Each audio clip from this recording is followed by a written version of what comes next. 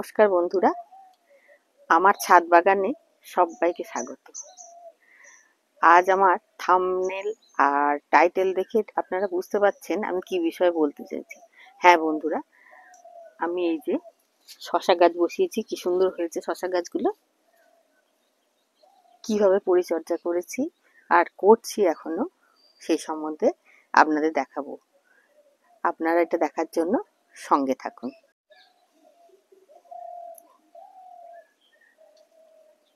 হ্যাঁ বন্ধুরা, সুস্থ সবল বীজ আমি বাজার থেকে শশার কিনে আনিয়েছিলাম, কারণ সুস্থ বীজ ছাড়া কোনো গাছই সুস্থভাবে বেড়ে উঠবে না এবং ফলও দেবে না।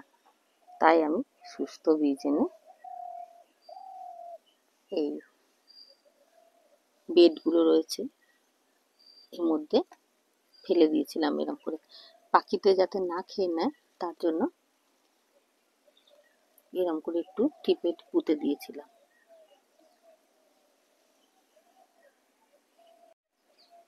পনেরো থেকে 20 দিনের মধ্যে সেই গাছ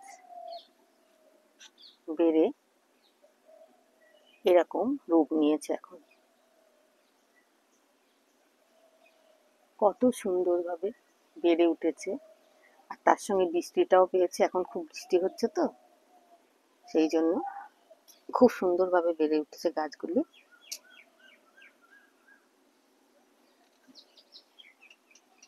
আমি কতগুলো লাঠি এইভাবে দিয়ে দিয়েছি।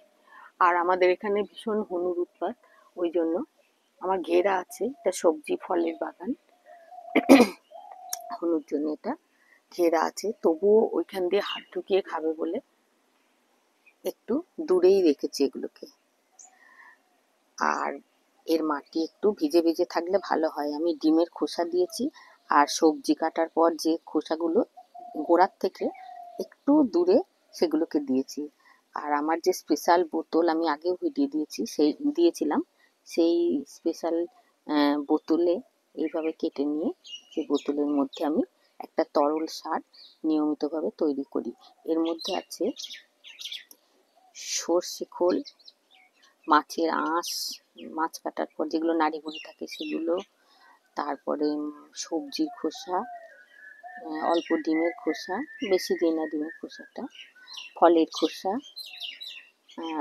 যাবতীয় মানে আমরা যেগুলো খাই সেসব মানে ফলের খোসা, সবজির খোসা, নানা রকম কি বলে মাছ, চিংড়ি মাছের এটা ভালো হয় সারটা দিয়ে 5 দিন 6 দিন ধরে এটা পচিয়ে নিই বোতলের মধ্যে। 5-6 দিন মানে হাত দিই না, এই ঢাকনা দিয়ে রাখি। এখন হাত দিলাম না, ঢাকনাটা দিয়ে রাখি। তারপরে 5-6 দিন পচার পর ওর মধ্যে পরিষ্কার জল ঢেলে দিই। তখন একটা তরল সার তৈরি হয়, NPK হয়ে যাচ্ছে সারটা। কলার খোসাও দিই এর মধ্যে, পটাশিয়ামের উৎস হিসাবে। আর দেওয়ার পরে সেই তরল সারটা এই যে গোড়ায় চলে আসে। আর ডিম খাওয়ার পর ডিমের খোসা দিই, সবজির খোসাগুলো একটু দূরে দিই। তারপরে মাটি চাপা দেওয়া হয়নি এখন, আমরা মাটি চাপা দিয়ে দিই। তাহলে শশা গাছের পুষ্টিবর্ধন এখান থেকে হয়ে যাচ্ছে আমার একদম জৈবভাবে। কারণ এগুলো তো আমি খাবো, বাজারে বিক্রি করে যারা, তার মধ্যে অনেক কেমিক্যাল থাকে,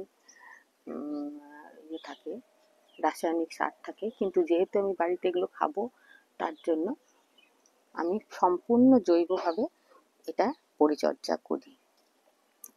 আর এখনো তেল দিইনি, এই যে ফুটো হচ্ছে দেখছি পাতাগুলো, তাই এবার নিম তেল আমি মাসে 2 বার করে, মানে 15 দিন অন্তর নিম তেল 1 লিটার জলে 1.5 ml দিয়ে পাতায় পাতায় স্প্রে করব।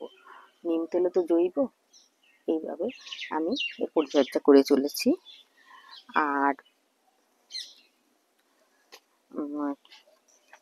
এই যে ডগাগুলো আমি ঠিক এইভাবে পিঞ্চিং করব, কেটে দেব। তাহলে এখান থেকে শাখা পোশাখা বেরিয়ে গাছটা বড় হবে। প্রত্যেকটা শাখায় শাখায় আমি এইভাবে কেটে দেব, তাহলে গাছটা ঝাড় হবে এবং বেশি শশা পাবো আমি। এইভাবে সুতো বেঁধে দিয়েছি আমি যেটুকু পেরেছি। আশা করি অনেক শশা পাবো। আর এদিকে দেখাই, এদিকে আর একটা বেডে আছে, বেড মানে বড় টবে, সেখানে ফুল এসে গেছে শশার। এই দেখুন ফুল এসে গেছে, এই দেখুন শশার জালিও আসছে, ছোট ছোট জালি। দেখাতে পাচ্ছি কিনা বুঝতে পারছি না, ক্যামেরায় ধরছে না। ছোট্ট ছোট্ট শশার, এই দেখুন শশার জালিও এসে গেছে। জানি না কতটা আমি সম্পূর্ণ হব, তবু আনন্দ যদি আমি কয়েকটাও শশা পাই। এইভাবে ডগগুলো আমি কেটে দিলাম, প্রত্যেকটা ডগগুলো। অনেক শশা ধরেছে, ফুল এসছে অনেক। বন্ধুরা, যদি আমার ভিডিওটা ভালো লাগে তাহলে শেয়ার, কমেন্ট, লাইক, আর নতুন হলে চ্যানেলটাকে সাবস্ক্রাইব করে দেবেন। অনেক ধন্যবাদ আমার সঙ্গে এতক্ষণ থাকার জন্য।